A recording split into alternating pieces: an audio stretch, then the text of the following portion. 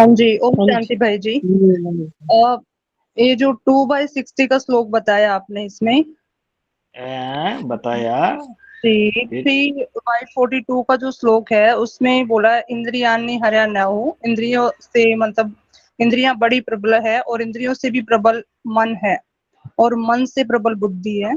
लेकिन यहाँ पर तो ये बताया कि ये इंद्रियां मन से भी ज्यादा प्रबल हो गई क्योंकि ये मन को भी अपनी तरफ खींच लेती है। हाँ, कब खींच लेती है? जब इंद्रिया से प्रबल मन है, मन से प्रबल बुद्धि है ना। हाँ अभी जो जी। ज्ञानी तो व्यक्ति है, ये बात किसके लिए बताई? जो बहुत बुद्धिमान व्यक्ति है, ज्ञान में भी अच्छा चल रहा है, ठीक है। हाँ जी।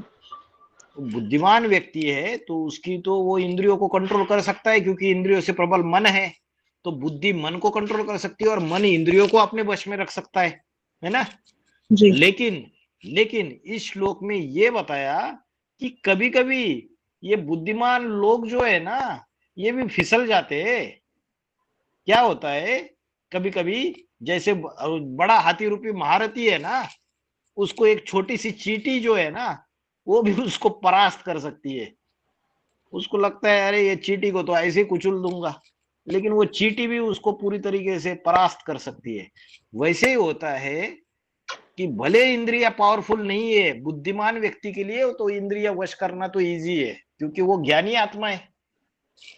भले इंद्रिया पावरफुल नहीं है, वो चींटी जैसी कमजोर है, लेकिन जब इंद्रिया उत्तेजित होती है तो वो मन मन से भी कमजोर होने के बावजूद मन को बलपूर्वक अपने तरफ खींचने में सफल हो जाती है। वो जी, एक मन कमजोर एक हो गया एक है। एक एक एक एक्सेप्शनल केस बताया उन्होंने पर्टिकुलर, कि भले आपने कितना भी ज्ञान आया आपके अंदर, आपने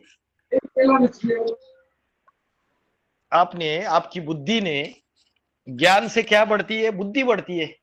बुद्धि बढ़ती है। जैसे कोई शराबी है, शराब पीता रहता है, कभी उसके सामने कोई अच्छा सत्संग में जाता है और सत्संग में कोई अच्छी बात उसके कान में सुनने को मिलती है, और उसकी बुद्धि परिवर्तित हो जाती है।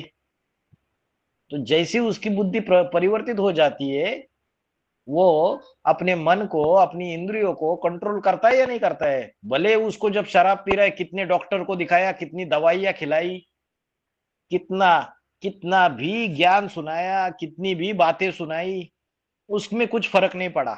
लेकिन जब उसके बुद्धि में परिवर्तन आया, तो उसने अपने मन को भी कंट्रोल कर लिया, उसने अपनी इंद्रियों को भी कंट्रोल कर दिया और शराब छोड़ दी पूरी तरीके से, नॉनवेज खाना छोड़ दिया। ज्ञान में चलने वाले ऐसे ऐसे लोग हैं, नॉनवेज के सिवाय रह नहीं सकते। अभी बंगाली जो है उनको पूछो, मछली के सिवाय रह सकते हैं क्या? एक दिन घर में मछली नहीं बनी तो झगड़े हो जाते हैं घर में सबके, लड़ाई झगड़े हो जाते हैं। मछली बननी ही बननी चाहिए। लेकिन जब ज्ञान मिला, बुद्धि में ज्ञान आया ऊपर का हाईएस्ट, तो क्या हो जाता है? मन को कंट्रोल कर लेती है बुद्धि, और फिर इंद्रियों को भी कंट्रोल किया जाता है। लेकिन बुद्धिमान हो गए, अभी ज्ञान आ गया, एकदम परफेक्ट बन गए, समझ भी आ गई। लेकिन समझ आने के बावजूद भी पुरुषार्थी जीवन में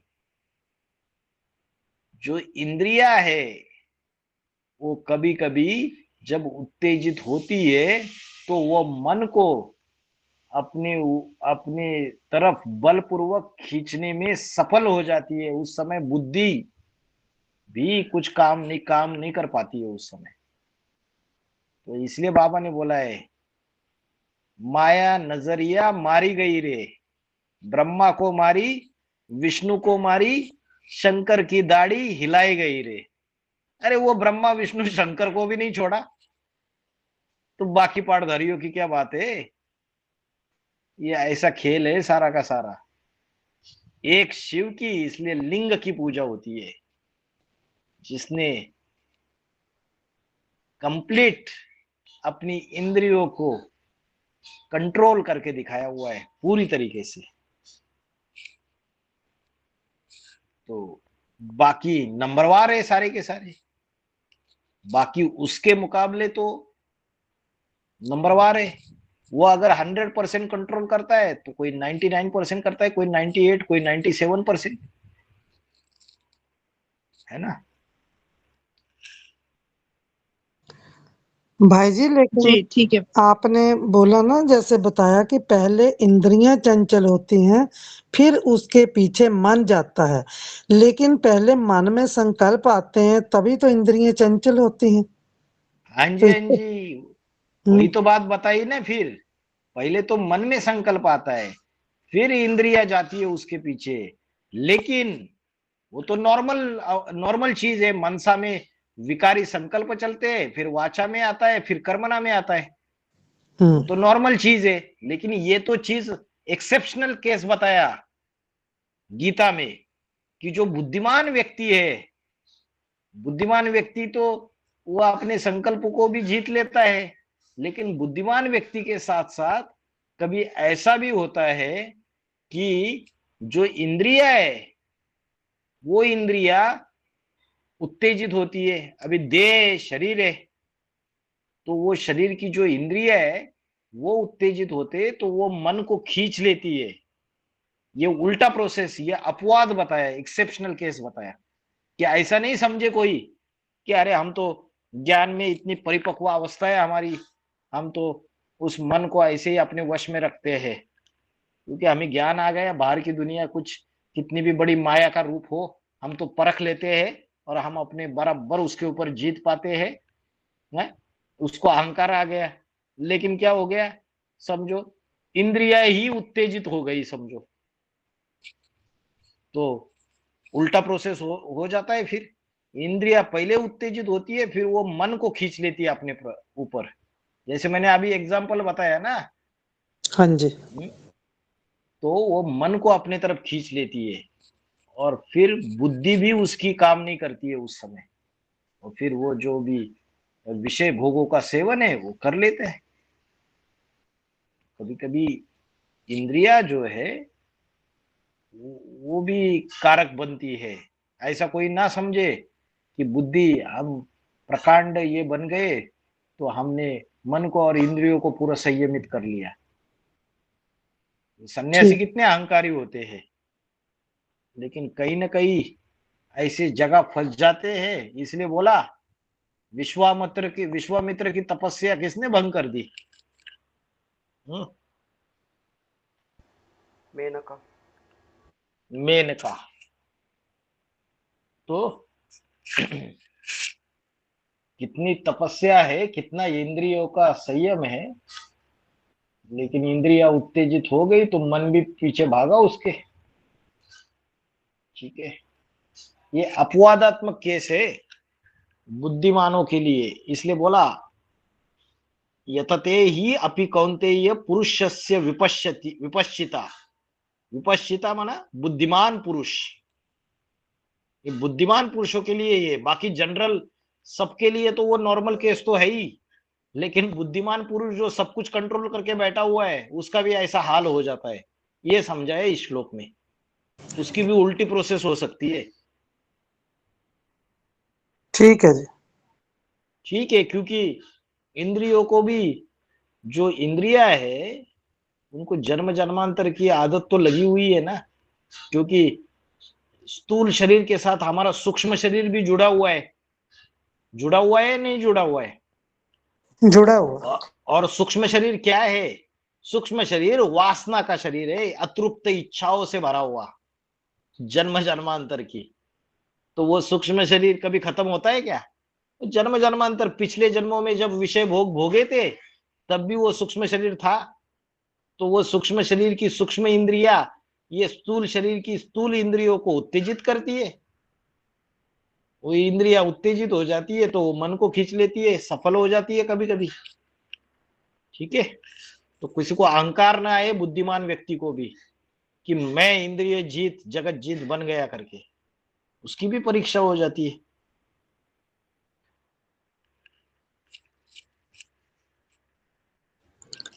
भाई जी जो विष्णु चतुर्भुज दिखाते हैं उसमें बताते हैं कि एक सतयुगी लक्ष्मी नारायण की दो भुजाएं और दो संगम युगी। तो वो सतयुगी तो समझ में आ रहा है, ओम राधे मम्मा और ब्रह्मा बाबा, लेकिन दूसरी तरफ तो लक्ष्मी और जगदम्बा वाली आत्माएं, तो उनको कैसे समझेंगे संगम योगी लक्ष्मी नारायण? नहीं, उसमें अलग अलग क्लैरिफिकेशन दिए बाबा ने। ये एक क्लैरिफिकेशन है जो आप बोल रहे हो, ये लक्ष्मी नारायण की आत्माएं और सतयुगी लक्ष्मी नारायण की आत्माएं, राधा कृष्ण और संगमयुगी लक्ष्मी नारायण की आत्माएं। क्योंकि जो लक्ष्मी है वो महालक्ष्मी बन जाती है, जगदम्बा और भारत माता और जगत माता, इन दोनों का कॉम्बिनेशन, ये दोनों का स्वभाव संस्कार मिलके वो महालक्ष्मी बन जाती है। और फिर नारायण, फिर विष्णु का स्वरूप कंप्लीट हो जाता है। तो एक्चुअली एक संदर्भ में ऐसा है कि वो नारायण है और ये महालक्ष्मी है, दोनों के स्वभाव संस्कार मिलके एक हो जाते हैं। और दूसरे ये सतयुगी लक्ष्मी नारायण, ऐसे करके ये आत्माएं, 5 आत्माएं हो गई।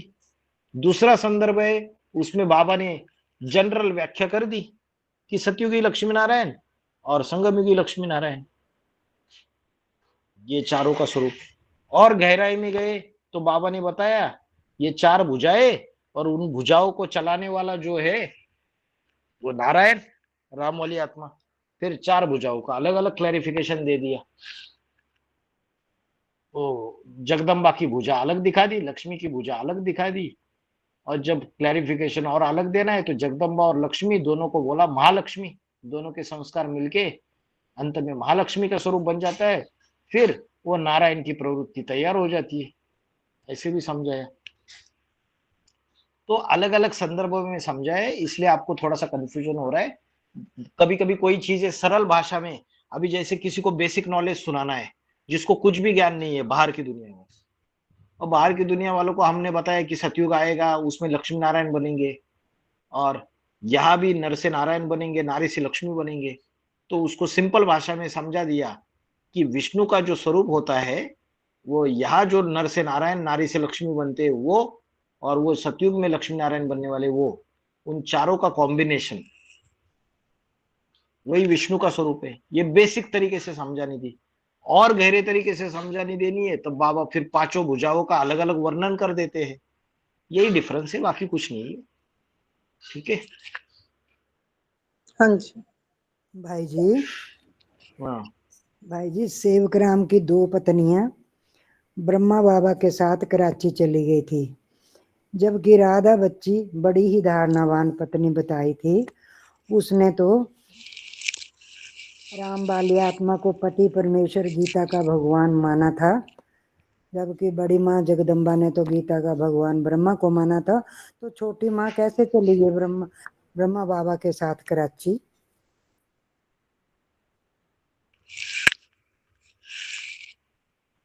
वो तो 1942 में तो सेवकराम ने भी शरीर छोड़ दिया।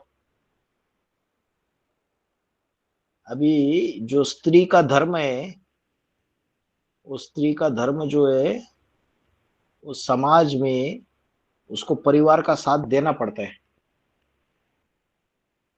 जो जगदम्बा है यज्ञ के आदि में जो माता है बड़बोली, वो तो प्रभावित हो चुकी थी ब्रह्मा बाबा के हट्टे कट्टे, चिकने चोपड़े शरीर से, गोरे चिट्टे शरीर से। लेकिन जो राधा है वो भले प्रभावित नहीं थी, लेकिन राधा कौन थी उनकी रिश्ते में? पत्नी बताइए ना। पत्नी थोड़ी थी दादा लेखराज की, बहन थी। नहीं, दादा लेखराज की सेवक राम की पत्नी, बड़ी बहन।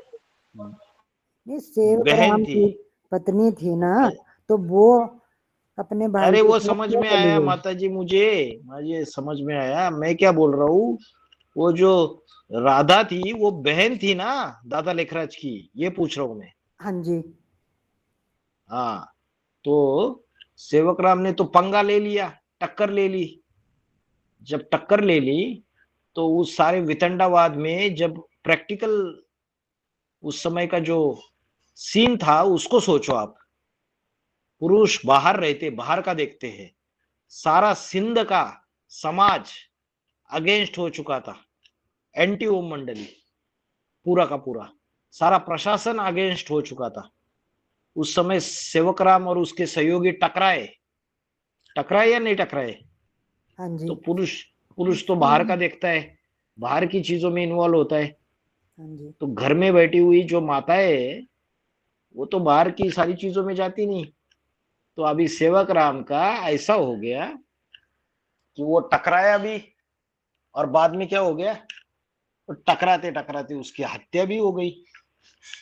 तो बताइए अभी समाज का जो बंधन है वो राधा कहाँ जाएगी? वो कुंती कहाँ गई? कुंती पांडवों के साथ रही या हस्तिनापुर में रही? बताइए। हस्तिनापुर में रही। हस्तिनापुर में रही।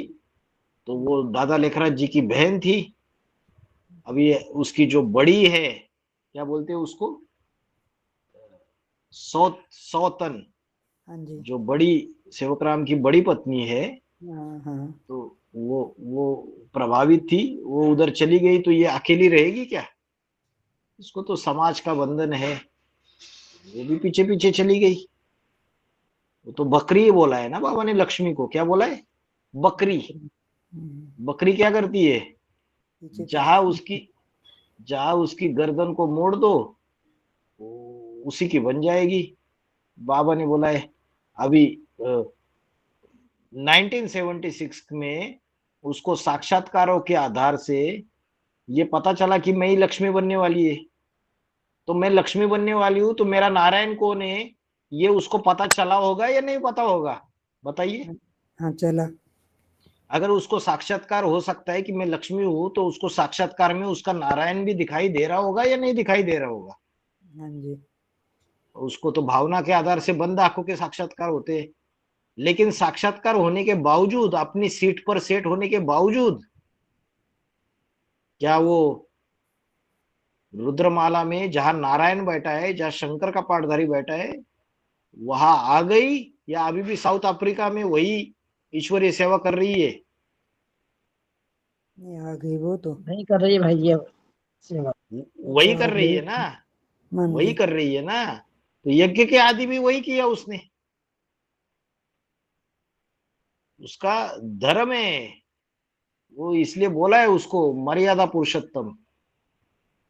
असली मर्यादा पुरुषोत्तम, असली मर्यादा धारणा सबको धारण करने वाली है अंदर। वो मन से लक्ष्मी। तो इसी से प्यार करती है, नारायण से, शरीर से नहीं है साथ में। जगदम्बा शरीर से साथ रह के उसने क्या किया, छोड़ के चली गई। मन से साथ है उसके। और मनसा का वाइब्रेशन का जो मैं शूटिंग होता है ना, वो पावरफुल होता है। यज्ञ के आदि में सेवक राम उन चीजों में फंस गया, जो पंगा हुआ उनसे संघर्ष करने में। तो जहां बड़ी माता चली गई, उसके पीछे पीछे ये भी चली गई। वो तो भाई था उसका, दादा लेखराज, उसको आसरा तो चाहिए ना, किसी ना किसी का आश्रय चाहिए। चली गई। माना उस सेवक राम के शरीर छोड़ने के बाद ही गई, अगर सेवक राम जी जिंदा होते तो फिर नहीं जाती वो, है ना भाई जी? हाँ जी, हाँ जी, तब तक तो रही होगी उधर। हो सकता है सारे इतर बितर हुए रहेंगे ना, बिखरे रहेंगे ना उस समय। जब ये संघर्ष का समय आया, ग्लानि हुई पूरे सिंध हैदराबाद में, सेवक राम की हत्या हो गई, नहीं, मतलब वो बड़ा तो का उनके पति थे ना, जिस तो उनको उनके जिंदे जी थोड़ी ना गई वो दादा लेखराज के साथ, जब वो जीते नहीं जी। रहे तभी गई, उसके बाद ही गई होंगी। नहीं जीते जी चली गई थी। अरे माता जी, मैं क्या बोल रहा हूं कि इतर बितर हुए रहेंगे ना। अरे जिस व्यक्ति की हत्या हो जाती है, मतलब कितने क्या क्या कांड हुए रहेंगे उस समय। बात को समझिए, जिस व्यक्ति की हत्या हुई यज्ञ के आदि में, सेवक राम की लाश को भी गुम कर दिया, तो ये सारे इतर बितर हुए रहेंगे ना। ये आश्रम भी बंद कराया था उस समय, इसको अच्छा। अनलॉफुल ऑर्गेनाइजेशन डिक्लेयर किया था गवर्नमेंट ने। ओम मंडली को, कन्याओं को उठा के लेके गए थे यज्ञ के आदि में, सारे इतर बितर हो गए थे उस समय, बहुत हंगामे हुए थे यज्ञ के आदि में। तो उस समय जो माताएं वो सेवक राम के साथ थोड़ी रहेगी, मैंने यही यही आप प्रैक्टिकली उस घटना को समझिए। जिस व्यक्ति की हत्या की जाती है वो व्यक्ति हो सकता है इन लोगों के साथ भी नहीं रहेगा, वो जो संघर्ष कर रहा होगा, वो जो प्रोटेस्ट कर रहा होगा, वो और उसके साथी अलग हुए रहेंगे, और ये माताएं जो घर संभालने वाली है उधर ही रह गई। फिर बाद में जब सेवकराम ने शरीर छोड़ दिया फिर वो चली गई। जब उनको सेवकराम का पता नहीं चला तो बड़ी माता तो वैसे भी आकर्षित थी दादा लेखराज ब्रह्मा से, हाँ जी, वो चली गई तो उसके पीछे ये भी चली गई। ठीक है। और भाई जी जैसे बाबा ने बोला है कि दादा लेखराज कराची चले गए, ये तो बाद में गई है। बाबा ने ये कहीं नहीं बोला कि ये माताएं भी दादा लेखराज के साथ चली गई थी। साथ नहीं गई, बाद में गई ना, बाद में गई। बाबा ने बोला है कि क्वेश्चन ब्रह्मा दिया की, है। हाँ भाग गया वो। बाबा ने बोला ब्रह्मा भाग गया यज्ञ के आदि में, क्योंकि जो ब्रह्मा की आत्मा है ना वो सामना नहीं कर सकती। जैसे राम की आत्मा वो चंद्रवंशी है, राम सूर्यवंशी है, कृष्ण वाली आत्मा चंद्रवंशी है। तो राम की आत्मा जो है वो सामना करने की शक्ति है। चंद्रमा में मातृत्व का गुण है, उसके अंदर सामना करने की शक्ति नहीं है, सहन करने की शक्ति। डरपोक है वो। ठीक है।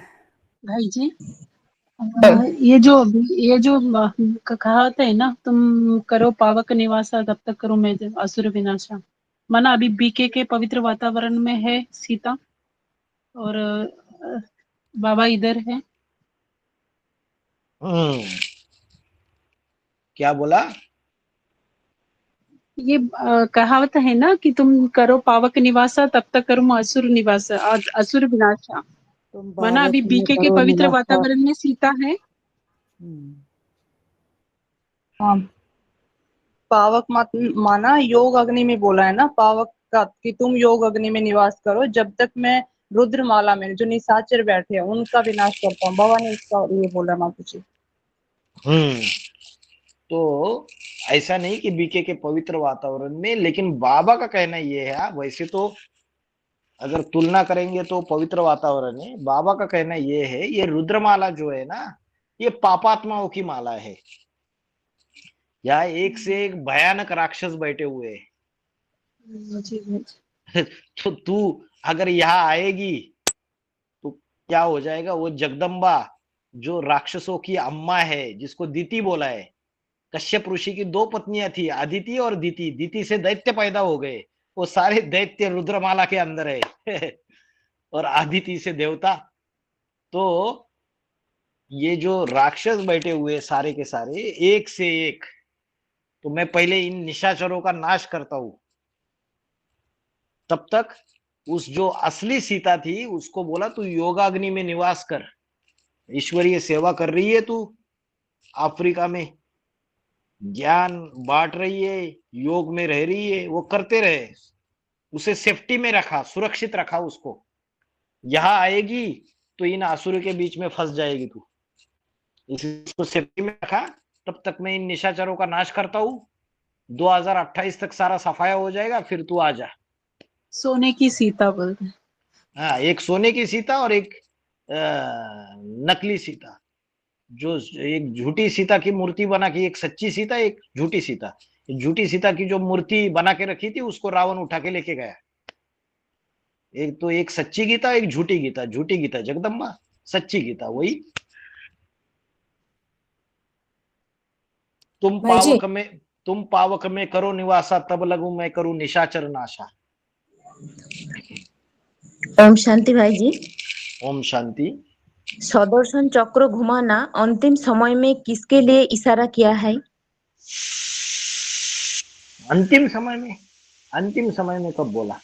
स्वदर्शन चक्र, स्व माना आत्मा, आत्मा का जो 84 जन्म है, जैसे चक्र गोल गोल घूमता है, तो आत्मा ने जो चारों युगों में सतयुग, त्रेता युग, द्वापर युग, कलयुग में जो अनेक 84 जन्म लिए हैं, उन 84 जन्मों का चक्र घुमाना, मनन चिंतन मंथन रूपी चक्र घुमाना, कि मुझ आत्मा ने द्वापर युग में मैं कौन सा बड़ा राजा बना,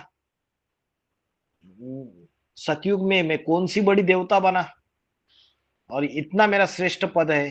तो अपनी आत्मा के अनेक जन्मों का मनन चिंतन मंथन रूपी चक्र घुमाना, यही स्वदर्शन चक्र है। ये हो जाता है कि जब पुरुषार्थ की जब हाईएस्ट स्टेज आत्मा प्राप्त करेगी तो उसका स्वदर्शन चक्र पूरी तरीके से ऐसा घूमेगा कि उसको अपने 84 जन्मों का पता चल जाएगा। उसका 84 जन्मों का पाठ खुल जाएगा। पहले पहले राम वाली आत्मा का खुलेगा, फिर नंबरवार बच्चों का खुलेगा। हु एम आई की व्याख्या ही ये है कि मुझ आत्मा ने इस सृष्टि रूपी रंगमंच पे अनेक जन्मों में क्या क्या पार्ट प्ले किया, क्या क्या रोल प्ले किया, यही हु एम आई असली। तो वही स्वदर्शन चक्र जब जब पुरुषार्थ की अंतिम अवस्था आएगी तो ये सारे के सारे जब पूरी पक के ऊपर आ जाएगी, उस सारे के सारे 84 जन्मों की रील जो आत्मा के अंदर ही आत्मा का पार्ट समाया हुआ है खुल जाएगा पूरी तरीके से। जी ओम शांति भाई जी। ओम शांति। भाई जी 8 और 108 आत्माओं के लिए संवत 111 की शुरुआत कब से होगी? एक साथ 8 होगी और या अलग होगी? 8 और 108 आत्माओं के लिए संवत 111 की शुरुआत कब होगी? 8 के लिए संवत 111 2018 में चालू हो गया। बाबा ने जिस तरीके से बोला, जब 2018 में 8 अपनी सीट पे सेट हो जाते हैं तो उनकी बुद्धि में चाहे कुछ भी हो जाए, अरे सारी दुनिया ग्लानि करते रहे उस पाठधारी की, कभी उसको नर्वस देखा आपने? उसका कॉन्फिडेंस लूज होते हुए देखा? अरे वो खुशी में वो उसको दुख होगा ही नहीं उस बात पे, वो नाचता रहेगा, वो ईश्वरीय सेवा और ही करता रहेगा। तो ये बुद्धि की सूक्ष्म लेवल की मन और बुद्धि की बात है। जब सीट पे सेट हो जाता है पाठधारी तो उसको किसी चीज का कोई फर्क ही नहीं पड़ता है। तो उसको किसी चीज का कोई फर्क नहीं पड़ता है तो उसके लिए वो संवत 111 बेसिकली शुरुआत हो चुकी। और मुरलियों में इसके पॉइंट है। राम वाली आत्मा के लिए तो 1976 में ही बाबा ने बोला संवत 111 की शुरुआत हो गई। फिर बाबा ने और सूक्ष्म रूप में लेके जाके राम वाली आत्मा के लिए 2018 में बोला। वैसे ही अष्टदेवों के लिए स्थूल रूप में बेसिकली 2018 में संवत 111 की 1 जनवरी 2019 से संवत 111 की शुरुआत हो गई। और अगर और सूक्ष्म रूप में देखेंगे तो 2028-29 में जब संपन्न बन जाएगी उनकी आत्मा तो वो और सूक्ष्म रूप हो गया संवत 111 का। दोनों तरीके से समझाया बाबा ने। और 108 के लिए भी इसी तरीके से 108 आत्माएं 2028 तक अपनी सीट पे सेट हो जाएगी तो उनके लिए संवत 111 चालू हो गया। उनको भी कुछ फर्क पड़ने वाला है फिर किसी चीज में, कॉन्फिडेंस आ गया आत्मा के अंदर। तो बाकी जो 4.5 लाख है प्रजावर्ग की आत्माएं उनके लिए भी उसी समय से बोलेंगे क्या? नहीं 28-29 से? नहीं 28-29 कहा, 30, 31, 32, 33 बाद में 16,108 का परिवार 16,108 का परिवार तैयार हो जाएगा। बाबा ने ये बोला है जब 108 आत्माएं की माला रेडी हो जाएगी ना तो मिंटो मोटर तैयार हो जाएगी। मिंटो मोटर तैयार हो जाएगी मतलब अरे संघ का रंग फास्ट लगेगा। 8 सीट पे सेट हो गए, 108 सीट पे सेट होंगे तो 108 के जो संगे साथी है वो भी 1000 सेट हो जाएंगे। टाइम नहीं लगेगा, फिर जल्दी जल्दी होता जाएगा। अष्टदेवों को इतना टाइम लग गया, फिर 108 के लिए 10 साल का समय दे दिया और फिर 108 के बाद जो बाकी के रहेंगे वो तो फास्ट हो जाएंगे। क्योंकि 108 को इतना टाइम इसलिए लगता है क्योंकि वो जन्म जन्मांतर राजा बनने वाली आत्मा है और 108 के नीचे नंबर वाली जन्म जन्मांतर राजा बनने वाली आत्माएं नहीं है, वो भी श्रेष्ठ आत्माएं है लेकिन 108 इतना पुरुषार्थ तो नहीं कर पाती ना। तो टाइम ज्यादा लगता है इन आत्माओं के लिए, मुख्य पाठधारियों को सेट में सेट होने के लिए। बाद में बाकी मल्टीप्लिकेशन फास्ट हो जाएगा, जल्दी जल्दी इनका संग का रंग लगते लगते लगते लगते वो आत्माएं भी तैयार होती जाएगी, वो भी अपनी सीट पे सेट होती जाएगी, बाद में संपन्न भी तो होती भाई जाएगी। जी ये 108 जो हैं ये भी फाउंडेशन में आते हैं? फाउंडेशन हाँ, किस जो चीज का फाउंडेशन फाउंडेशन? पढ़ रहा है ना, मतलब बीज रूप आत्माओं का, वो 108 भी उसी में आते हैं कि 8 ही तक? नहीं नहीं, 108 भी आते। 108 राजधानी में नहीं आते क्या पूरे? अष्टदेव की छोटी माना राजधानी पहले तैयार 108 ही हो तक है जाती। ना फाउंडेशन, 108 ही तक है फाउंडेशन, उसके बाद तो फिर बिल्डिंग बननी स्टार्ट हो जाती है ना।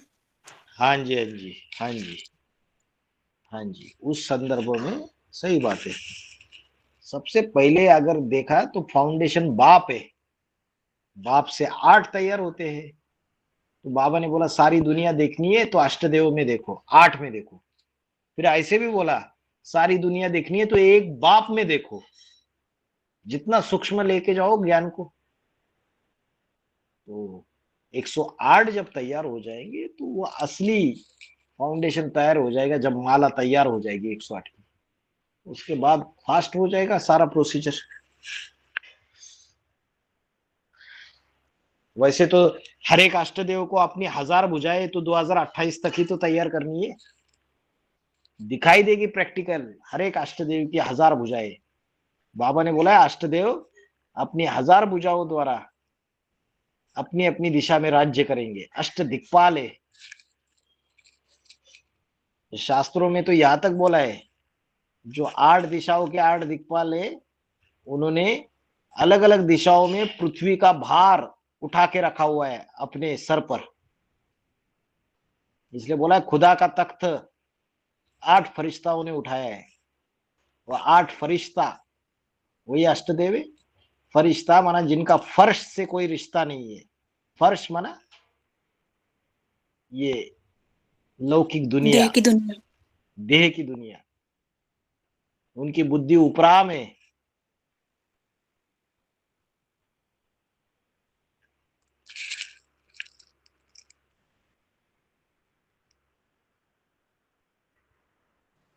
भाई जी, ये जो भक्ति मार्ग में बोलते हैं ना, माया नजरिया मार गई, ब्रह्मा को मारी, विष्णु को शंकर की दाढ़ी हिलाई गई, ये थोड़ा क्लियर कीजिए, विष्णु के बारे में कैसे समझेंगे ये?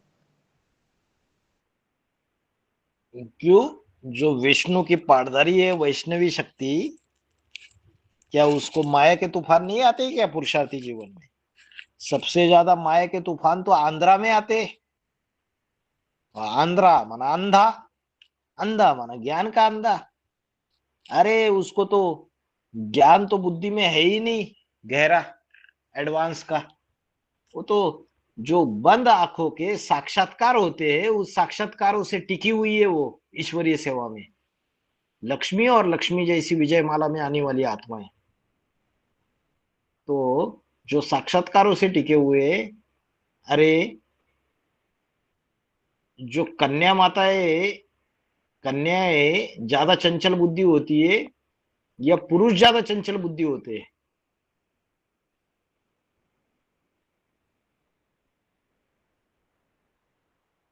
अच्छा, रानी को महल में अंदर क्यों रखा जाता है सेफ्टी से, और पुरुष बाहर क्यों घूमता है? क्योंकि पुरुष जो है उसमें चंचलता कम है। वैसे ही जो रानी है जन्म जन्मांतर महलों में रहने वाली, वो विजय माला के मन के है। ऐसा नहीं कि उनके मन में चंचलता। नारी को बोला ही जाता है चपला, चपला माना चंचल। तो उनका ख्याल रखा जाता है, उनको सुरक्षा में रखा जाता है, सेफ्टी से रखा जाता है। तो जो लक्ष्मी है भले पवित्रता की शक्ति है लेकिन माया के तूफान उसको भी आते हैं, चंचलता उसके अंदर भी है। नहीं है ऐसी बात नहीं, उसके अंदर भी है और विजयमाला के मनकों में भी है। आपने प्रश्न क्या पूछा था? हाँ जी, यही पूछा था, क्लियर नहीं था मैं। ये तो पुरुषार्थी जीवन की बातें हैं ना, वो मेरी बुद्धि में नहीं आ रहा था ये बात। हाँ, तो इसलिए विष्णु को भी माया नजरिया मारी गई और वाणी में ये बाबा ने अपनी वाणियों में ये चीज एक्सप्लेन की है लक्ष्मी के बारे में।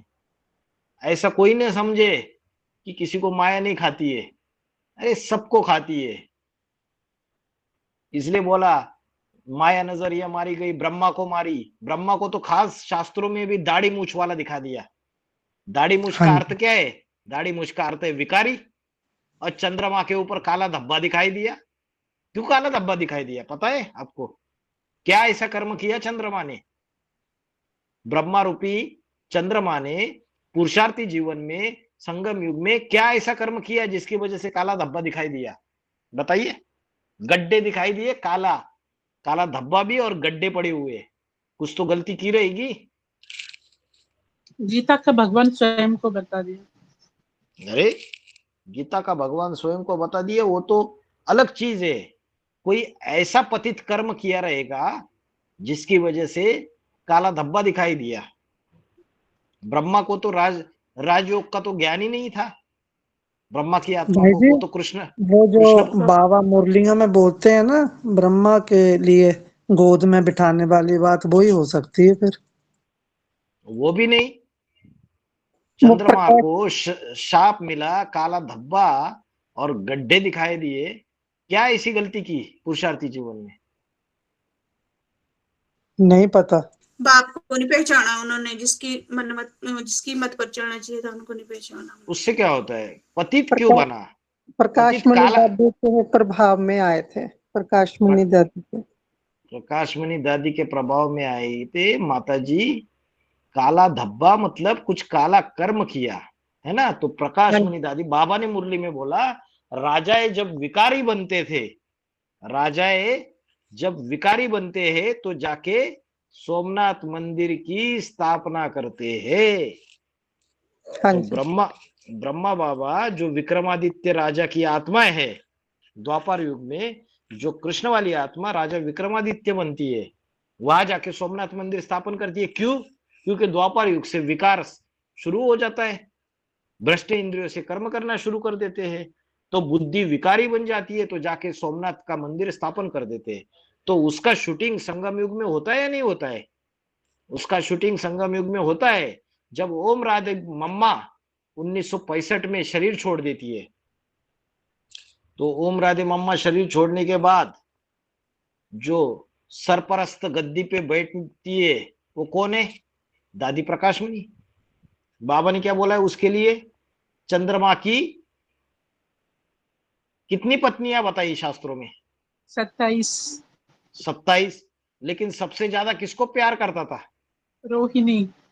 रोहिणी। 27 नक्षत्र रोहिणी को सबसे ज्यादा प्यार करता था। और बाकी पत्नियों की तरफ देखता ही नहीं था, उनको पूछता भी नहीं था।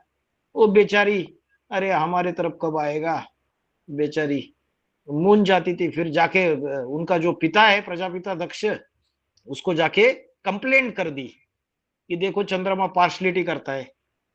चंद्रमा तो दिखने में सुंदर था, ये दैवी गुणों की सुंदरता की बात है। तो ये जो पार्शलिटी करता है, तो दक्ष प्रजापति उसको समझाता है अपने दामाद को, एक बार दो बार कई बार समझाता है, समझता नहीं है, फिर भी ऐसे करता है। तो एक दिन गुस्सा आ जाता है दक्ष प्रजापति, तो शाप दे देता है, क्षय रोग हो जाता है, काला पड़ जाता है, बोलता है तू मर जाएगा। तो उसकी शक्ति, उसका तेज धीरे धीरे खत्म होने लगता है। ये तो हुई शास्त्रों की बात। यहां प्रैक्टिकल में ऐसा क्या होता है? बाबा ने बोला राजाए जब विकारी बनते हैं तब सोमनाथ मंदिर की स्थापना करते हैं। तो ओम राधे मम्मा शरीर छोड़ने के बाद क्यों ऐसा बोला राजाए जब विकारी बनते हैं? तो ब्रह्मा बाबा ने पहली बार यज्ञ के पैसे से जो गुजरात में पालाड़ी सेवा केंद्र जो है वो खोला, उसमें सारा यज्ञ का पैसा लगा दिया। तो बोला राजा ये जब विकारी बनते हैं, तो 1966 में वो जाके सेंटर खुला है। और उसी सेंटर से ये छोटी माँ जो वेदांती बहन है, ये उसी सेंटर से निकली है, ज्ञान में आई है। तो राजा जब विकारी बनते हैं मतलब जो ब्रह्मा की आत्मा है वो गलत कर्म करती है। किसके साथ गलत कर्म करती है? उसी कुमारका के साथ, जो प्रकाश मुनि है, और रोहिणी का पाठधारी है वो। तो इसलिए बोला राजाएं जब विकारी बनते तब जाके सोमनाथ मंदिर को स्थापन करते हैं। इसीलिए ब्रह्मा को दाढ़ी मूछ वाला बता दिया। तो ये ना समझे कि मातृत्व का पाठधारी है, सहनशीलता का। तो कहीं ना कहीं ब्रह्मा को कर्मों में फॉलो करने के लिए बोला, लेकिन कहीं ना कहीं पुरुषार्थी जीवन में ब्रह्मा से भी गलतियां हुई है। इसलिए चंद्रमा के ऊपर एक काला धब्बा दिखा दिया, गड्ढे दिखाई दिए। तो पुरुषार्थी जीवन में जो श्रीमत के बरखिलाफ कर्म हुए, ये उसकी यादगार है। समझ में आया? बाबा ने क्लैरिफाई किए ये सारी चीजें। पुरानी पुरानी कैसेट सुनते नहीं हो आप लोग? ये सब कुछ चीजें बाबा ने गहराई में समझाई है। भाई जी शंकर की दाढ़ी का भी थोड़ा क्लियर कीजिए। शंकर की दाढ़ी हिलाई गई है। अभी क्या पता हमको, शंकर जी अपनी बात थोड़ी बताते। वो तो बोलते ये ब्रह्मा जो है ये गधा है, ये देहाभिमान की मिट्टी में लौटता रहता है, बार बार इसको नहलाओ धुलाओ, ये देहाभिमान की मिट्टी में लेटता रहता है। तो ब्रह्मा के बारे में तो बोल देते हैं। अभी शंकर जी जो है वो तो प्रसिद्ध है, जब तांडव नृत्य करते तो एक टांग अपने ऊपर ले लेते, और अपनी जो ये जो जंगा है वहां जो इंद्रिया है उन इंद्रियों को छुपा लेते हैं। इसका मतलब क्या? अपना पोता मेल छुपा लेते हैं। तो बाप है सबका। अभी उस बाप की दाढ़ी कैसे हिलाई हम बच्चे क्या जाने। वो तो अविनाशी पुरुष है, सारी दुनिया मर जाएगी, वो कैसे मरेगा नहीं मरेगा जिएगा कोई नहीं जानता। उसका जन्म नहीं जानता, उसका मृत्यु नहीं जानता। जन्मा अविनाशी है। तो अंत में सारी दुनिया काल के गाल में चली जाएगी। तो उसका पोता मेल, उसकी चीज हम क्या जाने कैसे दाढ़ी हिलाई गई रे। देखो अभी। ठीक है जी। भाई जी, द्वापर युग से जो शास्त्रों का इंटरप्रिटेशन होता है ना, जैसे सप्तक ब्राह्मण निकले गीता से, फिर आरण्यक, फिर उपनिषद, तो यहाँ पर उसकी शूटिंग कैसे होती है? यहाँ पे उसकी शूटिंग ऐसी होती है, ब्रह्म कुमारी में भी होती है, एडवांस पार्टी में भी होती है। वेद माना मुरलिया। वेदों से क्या निकले? गीता गीता पहले गीता की निकली ना? नहीं, वेदों से उपनिषद, उसके बाद पुराण, ब्राह्मणे, आरण्य के, वो सीक्वेंस एक बार चेक कर लेना। तो भाई जी वेदों से शतपथ ब्राह्मण निकले, शतपथ ब्राह्मण के बाद आरण्यक निकले, आरण्यक के बाद उपनिषद, और उपनिषद के बाद पुराण। हाँ ठीक है, सही बात है। तो वेदों के बाद शतपथ ब्राह्मण निकले। अभी देखो शब्दों में ये अर्थ समाया हुआ है। वेद क्या है? मुरली। उस मुरली की जो मुख्य मुख्य पाठधारी है, जो 108 आत्माएं को हो, या 8 को अगर छोड़ दो, 8 तो फिर भी बाप समान आत्माएं, जो 100 आत्माएं वो अपने अपने तरीके से उसकी व्याख्या करती है, अपने अपने तरीके से उन मुरलियों की इंटरप्रिटेशन करती है। तो शतपथ ब्राह्मण निकले। जैसे शुरू में जब द्वापर युग में जब ज्ञान निकलता है, वेद किसने लिखे? वेद व्यास ने लिखे, है ना। तो जब ज्ञान निकलता है तो बाद में क्या हो जाता है? हर एक वंशानुक्रम से उसकी व्याख्याएं करना चालू कर देते हैं, अपने अपने तरीके से उसको समझाना चालू कर देते हैं। तो जो यहाँ जो 100 आत्माएं रहेगी, वो भी जब ज्ञान सुनाती होगी दूसरों को, तो कुछ ना कुछ तो मिक्सचरिटी करती होगी, या उसकी जो व्याख्या या विस्तार करती होगी अपने मन चिंतन मंथन से। वही शतपथ ब्राह्मण है। फिर उनके द्वारा जिसको दिया गया वो भी थोड़ी सी अपनी और इंटरप्रिटेशन, अपनी व्याख्या और चीजें विस्तार करते रहेंगे, वही आरण्य के है। फिर उसके बाद उपनिषदें है, फिर उसके बाद पुराण है। तो ऐसे ऐसे करके ज्ञान को अपने अपने तरीके से व्याख्याएं विस्तार करते करते ये चीजें शूटिंग पीरियड के अनुसार गई। अब ब्रह्मा कुमारी में देखा तो स्पष्ट दिखाई देता है। ब्रह्मा कुमारी में ब्रह्मा बाबा ने शरीर छोड़ने के बाद सबकी ज्ञान की जो सेवा है, अनेक अनेक दादियां, अगर उधर जाते हैं ना आप, क्या नाम बोलते हैं उसको, शांति धाम, वहां पे अगर माउंट आबू में जाएंगे, उनका जो बड़ा हॉल है डायमंड हॉल, तो वहां पे ये अलग अलग दादियों के क्लासेस चलते हैं। अलग अलग दादियां अलग अलग तरीके से ज्ञान को समझाती है। तो ढेर सारे उनके यहाँ तो वेदों की अलग अलग व्याख्याएं करते हैं या नहीं करते हैं। तो ये सारा शूटिंग यहाँ ब्राह्मण परिवार के अंदर होता है और उसकी व्याख्याएं हो जाती है, विस्तार हो जाता है। अभी हर एक आत्मा के अंदर अपना अपना पाठ समाया हुआ है। जो जिस तरीके का पाठधारी होगा वो अपनी शास्त्रों में अपनी महिमा करेगा। जैसे बाबा ने बोला, तुलसीदास ने क्या किया, रामचरितमानस लिखा तो राम की महिमा की, क्योंकि वो है ही राम की आत्मा। अपने अपने शास्त्रों में अपनी अपनी कथा कहानियां लिखी है। सूरदास ने सुरसागर लिखा, कृष्ण की महिमा की। तुलसीदास ने रामचरितमानस लिखा, राम की महिमा की। तो ये राम कृष्ण वाली आत्माएं है, तब तो उन्होंने किया। वैसे वैसे जिन जिन पाठधारियों का जो पार्ट है उनके आत्मा के अंदर, उन्होंने वैसे वैसे द्वापर युग से उसकी इंटरप्रिटेशन की और वैसे वैसे शास्त्र बनते गए, ज्ञान विस्तार को पाता गया। ये हो गया। भाई जी, ये जो 7 व्यास में गद्दियां बनी, जो ये है ना, अष्टदेव भी बनेंगे ना, ये अष्टदेव की गद्दियां चलेंगी ना अब जो सुना रहे हैं हाँ ये जी, अपने हाँ अपने जी। अनुसार सुनाएंगे, फिर यही चलेगी, फिर ये गीता बन जाएंगी। इनसे जो हाँ जी। 12 बार खुलेंगे वो 12 नंबर 108 वे 100 की लिस्ट में आ जाएंगे फिर। हाँ, वो उपनिषद कितने होते हैं? उपनिषद कितने होते हैं? उपनिषद 108 होते हैं। हम्म। तो जो व्यास की गद्दियां बताई 8, वो सही बता रहे हो आप। व्यास माना जो आसन मार के बैठ जाता है। तो बाबा ने बोला सारा जो ड्रामा बनाया हुआ है वो तो व्यास का ही बनाया हुआ है। शास्त्र लिखने की शुरुआत ही व्यास ने की। तो नंबर 1 जो व्यास है वो रामवादी आत्मा है।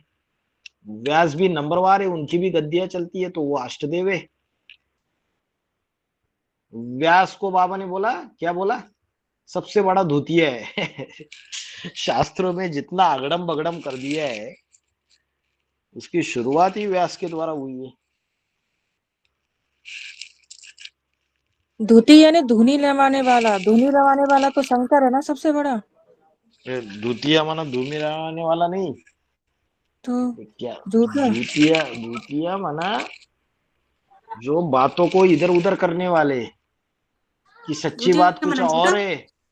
हाँ, सच्ची बात कुछ और है, लेकिन उस परमात्मा को द्वापर युग से उसका यथार्थ रूप तो कोई जानता नहीं था। तो शास्त्रों में ढेर सारा विस्तार कर दिया। इतना विस्तार कर दिया कि लोगों को असलियत बुद्धि में समझ में ही नहीं आई, कंफ्यूज कर दिया सबको। तो शूटिंग तो ब्राह्मणों की दुनिया में ही होती है ना, और वहां जाके स्थूल रूप में बड़े बड़े शास्त्र बनते हैं।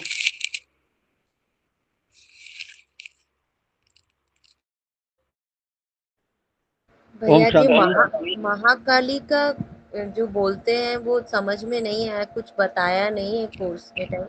महाकाली का क्यों, मतलब ऐसे चले क्यों गई महिमा फिर इतनी? शंकर भगवान के इक्वली उनको मैंने जय माता दी बोलते रहते हैं। महाकाली को इतना मतलब पूजाएं होती हैं उनकी, शक्ति पीठ उनके होती है, तो ये इसका थोड़ा सा बताइए ना। महाकाली, काली का अर्थ क्या है? काली माना काला, काला पार्ट बजाया होगा संगम युग में। तो बाबा ने बोला है जगत पिता और जगदम्बा, शंकर और जगदम्बा, इन दोनों का जो पार्ट है वो अड़भंगा पार्ट है, अड़भंगा।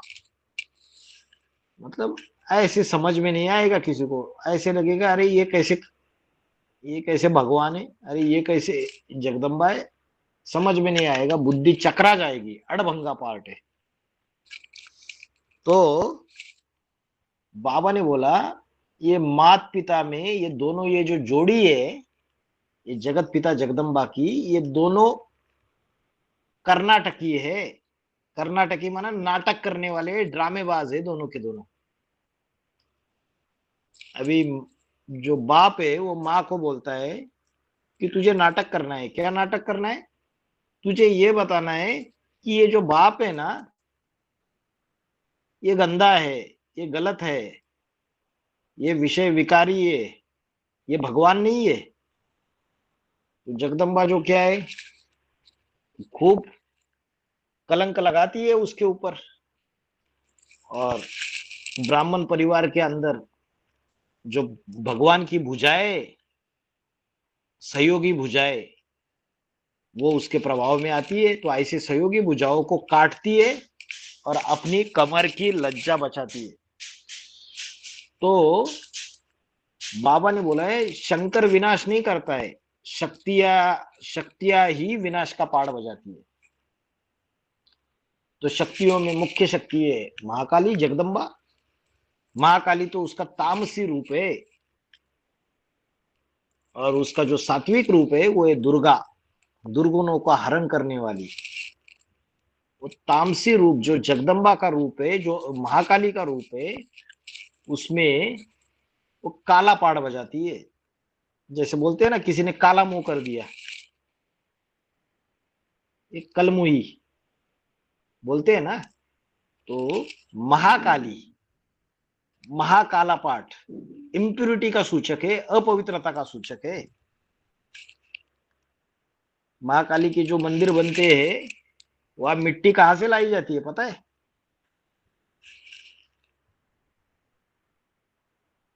वेश्याओं के वैष्णव वैश्यालयों से। वैश्यालय से लाई जाती है। सारी बात संगम युग की है। मिट्टी है देहाभिमान की मिट्टी, वैश्यालय व्यभिचार का सूचक।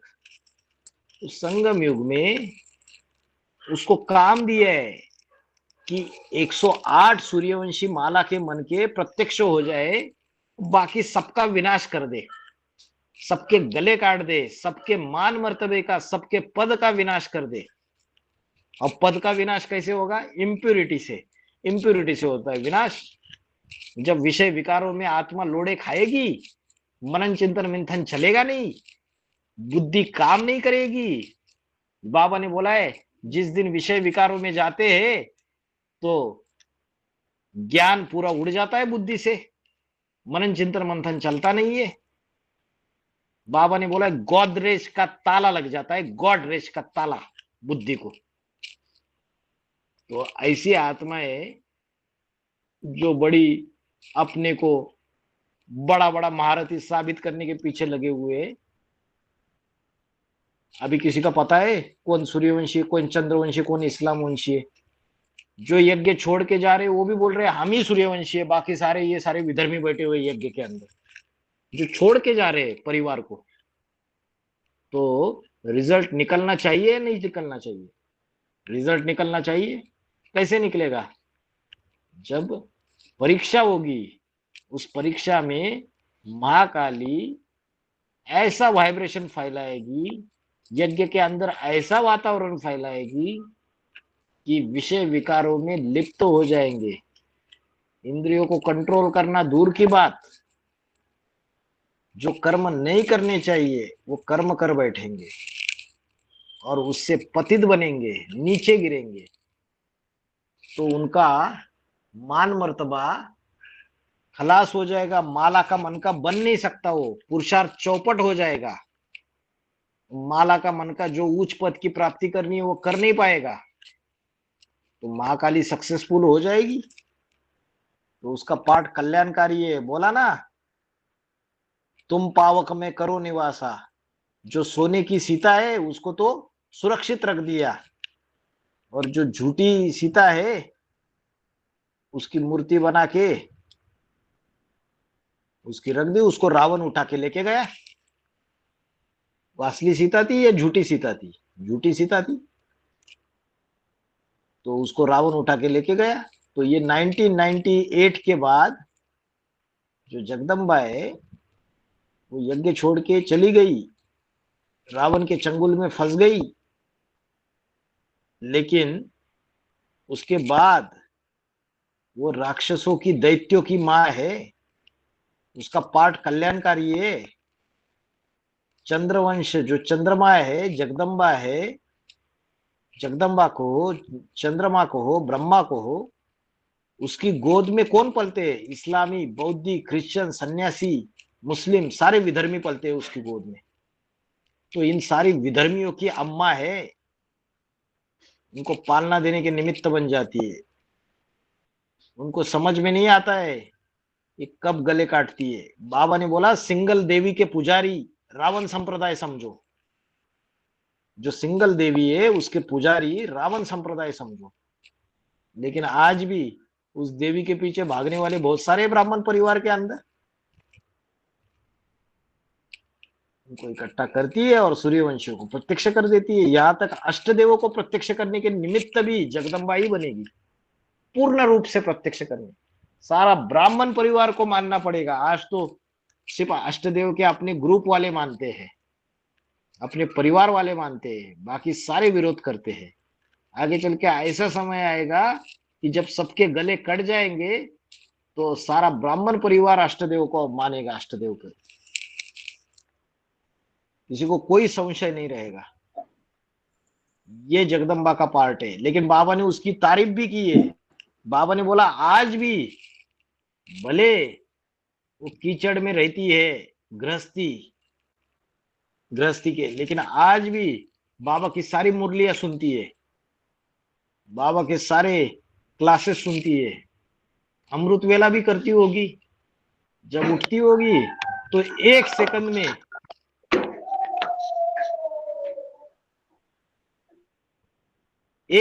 में अमृत वेला उठते ही उसकी आत्मिक स्थिति बनती रहेगी। तो कोई साधारण पाठधारी थोड़ी है। डायरेक्टली बाप ने बाप ने जब एडवांस पार्टी की शुरुआत हुई तो सबसे ज्यादा संकरंग किसने लिया है? बाप से जगदम्बा ने लिया है। बाबा ने बोला जितनी एड़ी से लेके चोटी तक पावर उसमें भरी है, उसमें किसी में नहीं भरी है उतनी। बाद में तो यज्ञ बढ़ता चला गया, ढेर सारी कन्याएं सरेंडर होती गई, तो इतना संकरंग बाकियों को तो मिला नहीं जितना जगदम्बा को मिला।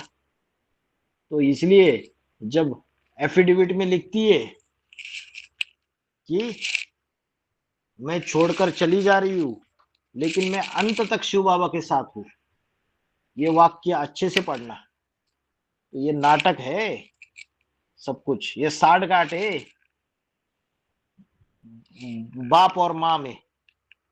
इसलिए बाबा ने बोला चलती चक्की देखकर दिया कबीरा रोए, दुई पाटन के बीच में साबुत बचा न कोई। वो जो पाटन होते हैं ना जिसके ऊपर वो अनाज पीसते हैं, तो बीच में एक डंडा लगा रहता है और उसको गोल गोल गोल गोल माताएं घुमाती है और बीच में अनाज डालती है, और फिर वो अनाज उसके बीच में दोनों पाटन के गोल गोल चक्री के बीच में पिस जाता है। जो अनाज के दाने उस डंडी के ऊपर लगे हुए वो बच जाते हैं। जिन्होंने शिव बाबा को देखा, शिव को देखा, बाकी सारे बीच में, दोनों के बीच में पिस जाते हैं। दुई पाटन के बीच में साबुत बचाना कोई। तो ये जो बच्चे ये माता पिता का खेल समझ नहीं पाते, अनिश्चय बुद्धि मौत मारे जाते हैं। बोलते हैं अरे वो जगदम्बा, अगर जगदम्बा है वो तो 98 से चली गई, उसने शादी भी कर ली, बच्चे भी हो गए, तो अनिश्चय बुद्धि में आ जाते हैं। उसका पार्ट ही विनाशकारी है, कल्याणकारी पार्ट है। आगे चल के सारी चीजें क्लियर हो जाएगी। भाई जी जैसे आपने बताया ना कि विकारों की दलदल में सब फंस जाएंगे, तो उससे रिलेटेड ही बाबा जैसे मुरलियों में बोलते हैं कि जब ज्ञान की बोड़ होगी तो सब डूब मरेंगे, फिर धरनी जो है वो परिष्कृत हो जाती है, फिर फसल अच्छी होती है। तो वो हद में तो समझ में आता है। तो बेहद में भी विकारों के दलदल में फंसने के बाद कैसे परिष्कृत होगी धरनी और फिर पैदाइश अच्छी होगी।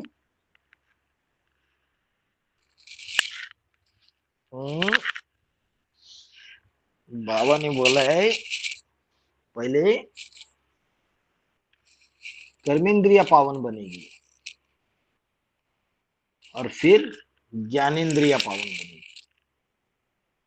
सीढ़ी से नीचे उतरते उतरते पहले पतित किससे हुए?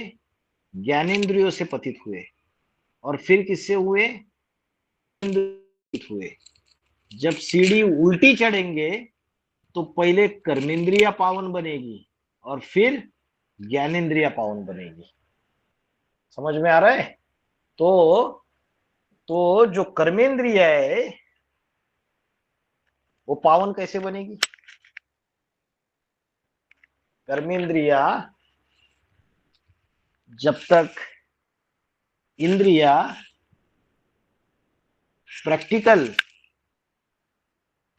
कर्म करेगी नहीं तब तक पावन नहीं बनेगी। जिन इंद्रियों से पतित हुए उन्हीं इंद्रियों से पावन बनेंगे। तो जब बोड़म बोड़ होगा, ज्ञान जल मटमैला हो जाएगा, तो जो लंबे समय का जो पुरुषार्थ किया हुआ है वो पुरुषार्थ करते करते आत्मा में शक्ति तो आई हुई है, सीढ़ी उल्टी चढ़ रहे, तो इंद्रिया जब शूटिंग पीरियड में कर्मेंद्रिया जब पतित बनेगी तो इंद्रिया पतित तो बनेगी, लेकिन जो मनसा है, जो आत्मा की पावर है, वो उस समय बढ़ी हुई होगी लंबे समय के पुरुषार्थ से। जो आत्मिक स्थिति है, जो एकाग्रता की शक्ति है, वो लंबे समय के पुरुषार्थ से बढ़ी हुई होगी। तो जिन कर्मेंद्रियों से नीचे गिरे हैं वो इंद्रिया जब तक कंट्रोलिंग करने के अभ्यासु ना बने तब तक उन इंद्रियों से पावन भी बना नहीं जा सकता। तो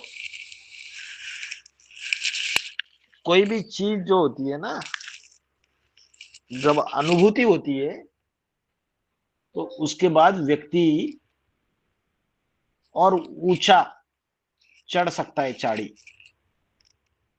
तो वैसे ही भले उसमें नीचे चले जाएंगे, लेकिन फिर बाद में अनुभव के आधार से अपनी आत्मिक स्थिति को और पकड़ के उन इंद्रियों के ऊपर और ऊपर उठ के फिर ज्ञानेंद्रियों को भी अपने वश में लाने का अभ्यास करने लगेंगे।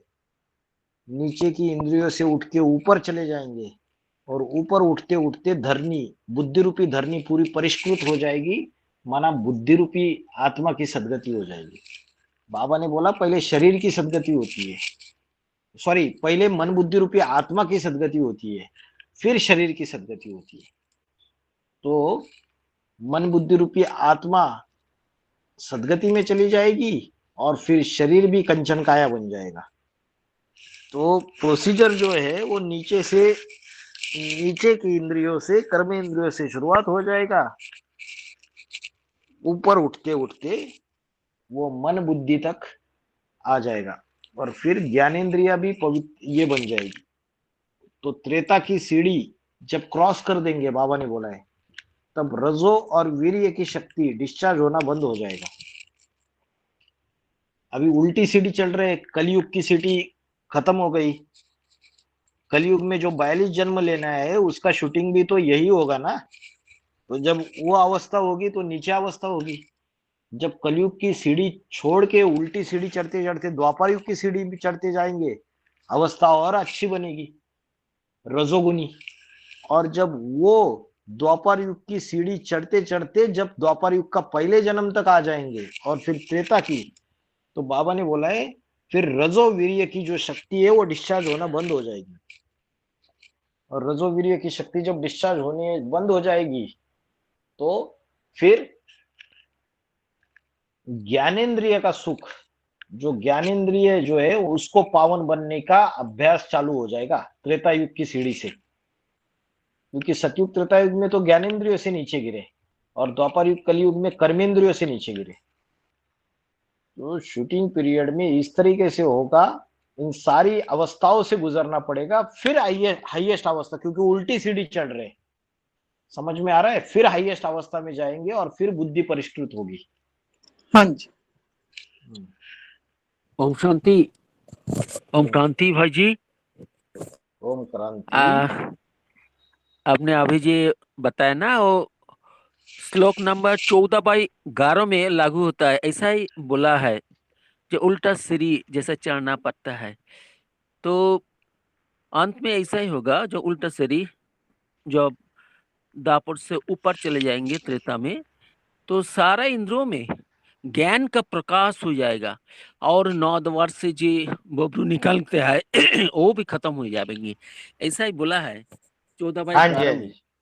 हाँ जी, हाँ जी। 9 इंद्रियों से सुगंध निकलेगी, जो 9 द्वारे है, हाँ? उससे सर्व द्वारेषु देहे अस्मिन प्रकाश उपजायते। शरीर के सभी इंद्रियों रूपी द्वारों से, हर एक इंद्रियों से कर्म करते हुए ज्ञान रूपी प्रकाश उत्पन्न होने वाला है। क्या बोला है? हर एक इंद्रिय से कर्म करते हुए।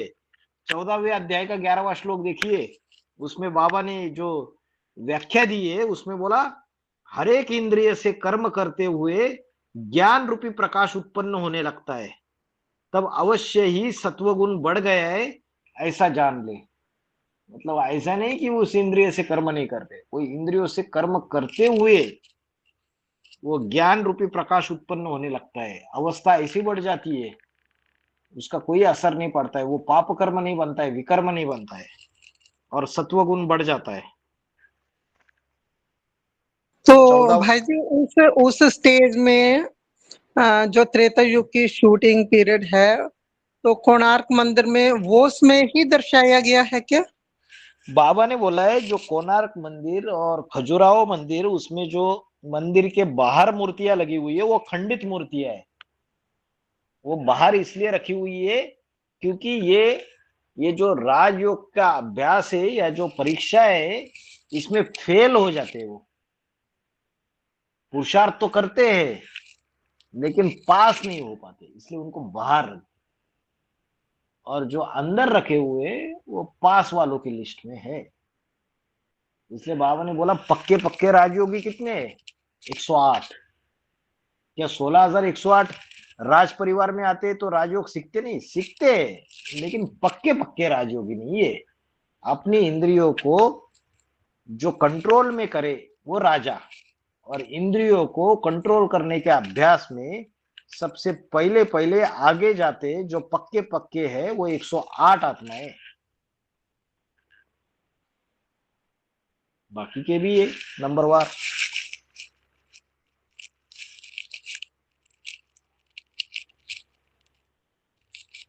भाई जी बहुत दिन से एक प्रश्न मन में चल रहा है, तो ये शूटिंग पीरियड का बात है 1969 से 1986-87 तक, इस पीरियड के बारे में। तो जब 5 दिसंबर जो स्नेहोमलियन हुआ, अर्थात रामबली आत्मा के तरह, तो वहां से 1976 में तो जो बाप का प्रत्यक्षता अर्थात मनुष्य सृष्टि का बाप का प्रत्यक्षता होता है। इसमें जो 9 महीना का गर्भ, इसके ऊपर बहुत प्रश्न उठता है। उसके साथ ही एक है जो चुरू पुरु के बाद एक कैसे होता है जो सिर्फ सुप्रीम सोल और रामबली आत्मा में प्रवेश करके काम करते हैं। इसके बाद 1976 से लेकर 1986-87 जब ब्रह्मवाली आत्मा उसमें प्रवेश करता है, तो वार्तालाप 456 में ऐसा सुना है 19 मिनट्स के बाद, तो वार्तालाप में बोला है जो उसमें प्रवेश करते हैं वो ब्रह्मवाली आत्मा अर्थात दादा लेखराज वाली आत्मा उसमें प्रवेश करता है। तो उसके बारे में बोला है रामबली आत्मा पीपल पत्ता के माफिक, तो उसके माफिक बोला है चिरुपुरु। और ये जगदम्बा के ऊपर बोला है वो पीपल पत्ता और चिरुपुरु। तो एक है गर्ममह, दूसरा है पीपल पत्रा और चिरुपुरु। एक बहुत कंफ्यूजन हो रहा है 1969 से लेकर 86-87। थोड़ा बताइए ना क्लैरिफिकेशन। कृष्ण की आत्मा तो जगदम्बा में भी प्रवेश करती है और जो मुकर्रर रथ का पाटधारी है उसमें भी प्रवेश करती है। बाबा ने बोला है पीपल पात सरस मन डोला। जैसे पीपल का पत्ता है, हवा का झोंका आता है तो हिलता रहता है, तो वैसे जो जगदम्बा है वो बहुत ऊपर नीचे होती है। मन उसका जो है, उसका मन बहुत निश्चय अनिश्चय में आता है। जो बोला है सत्य की नैया हिलेगी डुलेगी लेकिन डूबेगी नहीं। तो उसमें ब्रह्मा की आत्मा जो कृष्ण वाली आत्मा है वो प्रवेश करती है, उसके लिए बोला। लेकिन वो प्रवेश उसमें करती है और इधर राम वाली आत्मा जो है शंकर का पाठधारी उसमें भी करती है। तो जब आत्मा प्रवेश करती है, पहले से गर्भपिंड बना रहता है, फिर जब 3-4 महीने होते हैं तो जो माँ है उसको चुरपुर हो जाती है, मतलब उसको पता चल जाता है कि आत्मा ने प्रवेश कर लिया है। गर्भपिंड पहले से रहता है, 3 महीने के बाद आत्मा प्रवेश कर लेती है। तो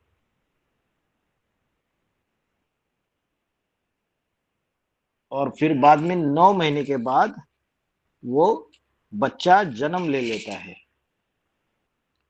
तो 1969 से लेकर कितना बात बताया आपने 86-87 तक, तो ब्रह्मा की जो आत्मा है उसकी 100 साल कौन से ईयर में कंप्लीट हो जाते हैं। जैसे राम वाली आत्मा जो है वो तो प्रजापिता ब्रह्मा है। यज्ञ के आदि में 1936 में राम वाली आत्मा की उम्र कितनी थी? 60 साल थी, है ना। तो 1936 में 60 साल थी और ब्रह्मा जो है 100 साल की आयु में मृत्यु लोक से खत्म हो जाता है। तो 1976 में राम वाली आत्मा जो उसकी जो, अगर आपने इस तरीके से अनुभव के आधार से उसकी आत्मा की आयु पकड़ी तो वो 100 साल कंप्लीट हो जाते हैं 76 में। और जो कृष्ण वाली आत्मा है दादा लेखराज ब्रह्मा की, उसके 60 साल कब कंप्लीट होते हैं? 47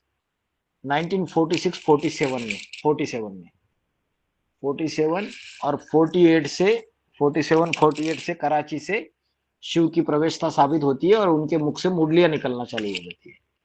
तो 47-48 में आप अगर और 40 साल जोड़ देंगे तो 87-88 आता है।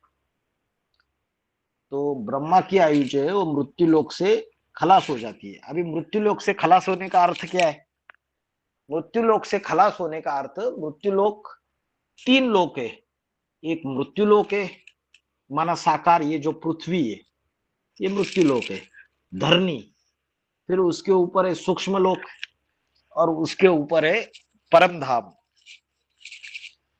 तो मृत्यु लोक का अर्थ है साकारी अवस्था जो उसकी कॉन्शियसनेस है आत्मा की, उसकी स्टेजेस साकारी अवस्था, आकारी अवस्था और निराकारी अवस्था।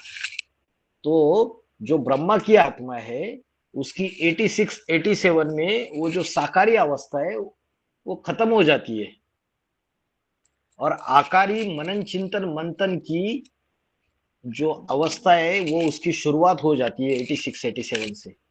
इसीलिए क्या बोला कि चुरपुर होती है। अभी बच्चा मनन चिंतन मंथन कर रहा है, शरीर में प्रवेश किसके, वही शंकर के। तो शंकर को प्रवेश उसमें है और मनन चिंतन मंथन कर रहा है, ज्ञान का आकारी अवस्था मनन चिंतन मंथन की अवस्था है।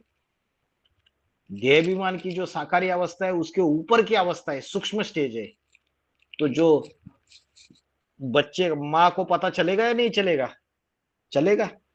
तो 86 87 जो है वो अवस्था है, और उसकी वजह से ब्रह्मा की आत्मा 88 में पूरा जोर लगा देती है। ये एडवांस ज्ञान जो है उसके ऊपर पूरा जोर लगा देती है, और उसकी वजह से 88 89 में 9 कन्याएं सरेंडर हो जाती है। 9 कन्याएं जो है वो सरेंडर हो जाती है। तो वो ब्रह्मा की आत्मा का कमाल है। और सन 87 88 में पूरा साल ब्रह्मा की आत्मा गुलजार दादी में प्रवेश नहीं करती है, और जो अव्यक्तवाणी जो सुनाना है वो नहीं करती है, और 89 में 9 कन्याएं सरेंडर हो जाती है। तो ये ब्रह्मा मृत्युलोक से खत्म हो गया, और उसने उसके माँ के गर्भ में उसकी प्रवेशता होके प्रत्यक्ष हो गया, उसका शूटिंग हो गया। और ये हो गई सूक्ष्म मनन चिंतन मंथन की अवस्था, जिसको बोलते हैं मृत्युलोक से खत्म हो गया और आकारी अवस्था चालू हो गई। अभी ये आकारी अवस्था, ये जो सूक्ष्म शरीर का जो देहाभिमान है, ये अवस्था कब तक चलती है, ये अवस्था चलती है 2018-19 तक। इसलिए बोला ब्रह्मा के जो है वो 50 साल कम हो जाते हैं ब्रॉड ड्रामा में। तो 69 से लेके अगर 50 साल गिनेंगे तो आता है 2018-19। तो ये जो 50 साल है ये कम हो जाते हैं। तो इसका मतलब क्या हो गया कि ब्रह्मा की जो आत्मा है उसने आकारी स्टेज को भी क्रॉस करके अपनी बीज रूपी निराकारी स्टेज 2018-19 में धारण कर ली। समझ में आ रहा है? अपनी हाईएस्ट आत्मा की जो बीज रूपी स्टेज है उसको धारण कर ली, प्रोसेस से जाती है आत्मा, एकदम पावन नहीं बनती है।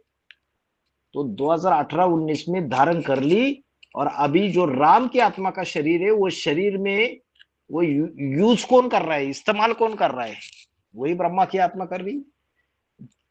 तो ब्रह्मा की आत्मा तो बीज रूपी स्टेज धारण कर ली, लेकिन संपन्न नहीं बनी है। और संपन्न कब बनेगी? 2028 में संपन्न बनने का समय है। तो 10 साल के लिए ये जो इसको बोलते कृष्णपुरी, 2018 से लेके 28 तक का जो समय इसको बोलते कृष्णपुरी, और 28 के बाद का जो समय रहेगा उसको क्या बोलेंगे? विष्णुपुरी। इसके रिलेटेड पॉइंट्स मिलेंगे आपको बाबा के ढेर सारे, कृष्णपुरी और विष्णुपुरी। तो विष्णु जो है अभी बीज रूपी अवस्था तो धारण कर ली ब्रह्मा की आत्मा ने। उसको बाबा ने कैसे कैसे बच्चे को बड़ा किया देखो। पहले साकारी देहाभिमान में था 86 तक, 86 87 88 तक। फिर बाद में उसकी आकारी अवस्था आई, उसकी अवस्था थोड़ी ऊपर उठी आत्मा की। फिर 88 89 से लेके 2018-19 तक उसकी ये आकारी सूक्ष्म शरीर की सूक्ष्म अवस्था मनन चिंतन मंथन की स्टेज चली। ज्ञान जो राम वाली आत्मा के द्वारा शिव बाबा के द्वारा सुनाया गया उसका मनन चिंतन मंथन किया। फिर उसकी देहाभिमान की स्टेज, सूक्ष्म स्टेज भी निकल गई, वो बीज रूपी निराकारी स्टेज में टिक गई, और राम वाली आत्मा का शरीर पूरा उसने कब्जा ले लिया अपने। और 2018-19 से लेके 28 तक जो है वो कृष्णपुरी है। और बाबा ने बोला 28 के बाद होगी विष्णुपुरी, माना संपन्न अवस्था बन जाएगी। तो सारी पढ़ाई किसके लिए चल रही है? कृष्ण बच्चे के लिए चल रही है। बाप दादा चाहे तो वापिस जा सकते, लेकिन तुम बच्चों के लिए रुके हुए हैं। शिव और राम वाली आत्मा दोनों वापिस जा सकते, लेकिन तुम बच्चों के लिए रुके हुए हैं। उस एक बच्चे को जब तक वो पूरा नहीं बनाएगा कंप्लीट, तब तक राजधानी भी स्थापन नहीं होगी और 108 आत्माओं की माला भी तैयार नहीं होगी। इस तरीके से खेल है सारा। समझ में तो आया? अभी प्रश्न होता, हाँ समझ में आया। तो अभी प्रश्न उठता है, जो गर्भ महल, हाँ या तो कह सकते जोग्गो माता, तो परम ब्रह्म का पाठ 1974 से लागू हुआ रामबली आत्मा के ऊपर, और जोग्गो माता वो जगदम्बा के ऊपर लागू होता है। तो यहाँ पर कैसे लागू होता, माने दोनों ही जगदम माने जोग्गो माता तो परम ब्रह्म के ऊपर पालना लेते हैं ना कृष्ण वाली सोल, और उसके साथ तो शिव सुप्रीम से उसमें प्रवेश करके काम करते हैं। 2018-19 में मैं तो जैसे महाशिवरात्रि का जब शूटिंग हुआ ना, वहां से एक संबत एक शुरुआत हुआ, तो उसमें भी एक प्रश्न उठता है, जो जोग्गो माता का पाठ वो तो रामबली आत्मा और एक ही साथ में जगदम्बा के ऊपर भी लागू हो सकता है ना, यही मेरा प्रश्न। कब से लागू हो सकता है बोल रहे हो आप? 18-19 के बाद?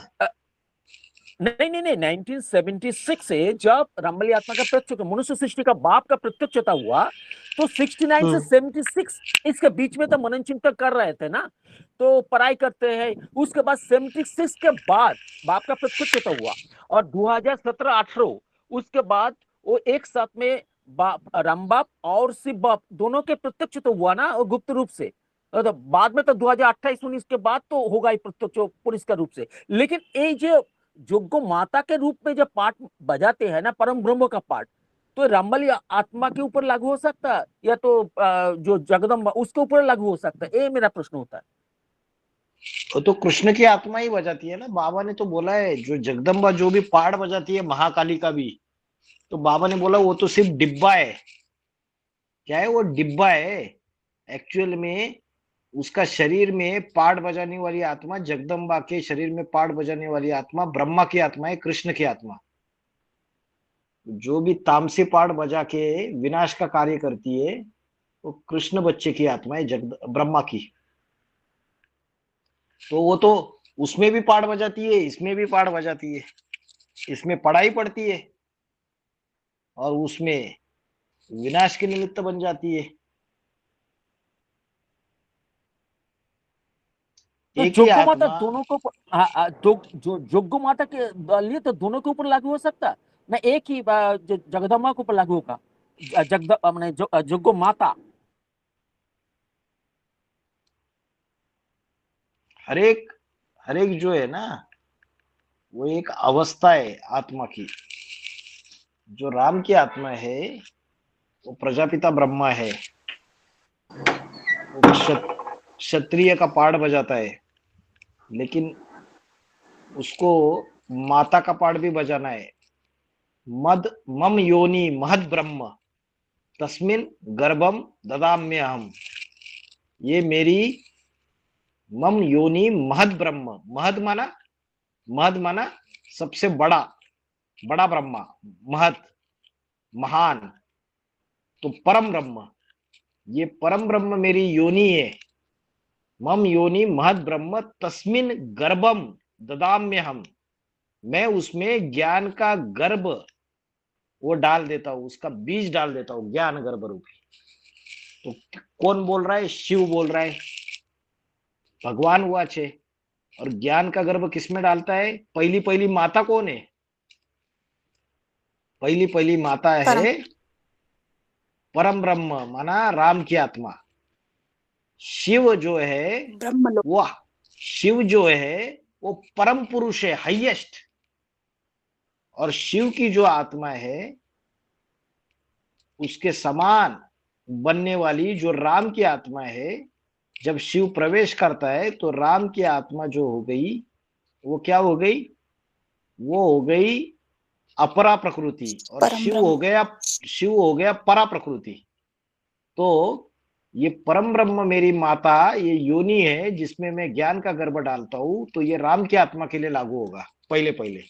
तो इसलिए वो परम ब्रह्म का पाठधारी है। बाकी नंबरवार जो ब्रह्मा है उनके अंदर भी ज्ञान का बीज बोता है। तो परम ब्रह्म का पाठधारी जो है अव्वल नंबर का, वो राम की आत्मा है, जिसके द्वारा ये ब्राह्मणों की सृष्टि की रचना होती है। फिर जो जगत माता है जगदम्बा, वो भी ब्रह्मा है, लेकिन वो परम ब्रह्म जो बनता है वो नंबर 1 परम ब्रह्म राम की आत्मा है। फिर नंबरवार है बाकी के ब्रह्मा, वो भी परम ब्रह्म बनते हैं, उनके द्वारा भी रचना होती है, लेकिन वो नंबरवार है, वो नंबरवार ब्रह्मा है। तो जो परम ब्रह्म है वो एक ही है, राम की आत्मा। आपका प्रश्न क्लियर हुआ या नहीं? हाँ हाँ जी, तो दोनों ही लागू होता है, माने जगदम्बा भी और रामवाली आत्मा भी, दोनों। अब पीपल पत्ता दोनों के ऊपर ही लागू होता है ना, ये मेरा प्रश्न होता है। पीपल का पत्ता नहीं, पीपल का पत्ता दोनों के ऊपर नहीं लागू होता है, वो खास जगदम्बा के लिए बोला है। राम की आत्मा का मन चंचल थोड़ी है। बाबा ने बोला पीपल का पीपल पात सरसमन डोला, उसका मन तो चंचल है, वो अभी निश्चय अभी अनिश्चय में आती रहती है, ऐसे लेकिन बताया। बाबा ने वार्तालाप 456 20 मिनट्स का अंदर ही उसके बीच में ऐसे बोला है। अंध्र का एक जो आत्मा माने भाई वो प्रश्न पूछा था, उस समय बाबा ने बोला है जो जब 86 87 में जो कृष्ण वाली आत्मा जो राम वाली आत्मा में प्रवेश करते हैं तो पीपल पत्ता जैसे ऐसे माफी, मतलब एक साथ में सृष्टि चक्र में देखा है जो जगदम्बा भी पीपल पत्ता है, पीपल का पत्ता। तो यही कंफ्यूजन हो रहा है। वो तो जगदम्बा के लिए ही लागू होता है, वो चंचल मन वाली है।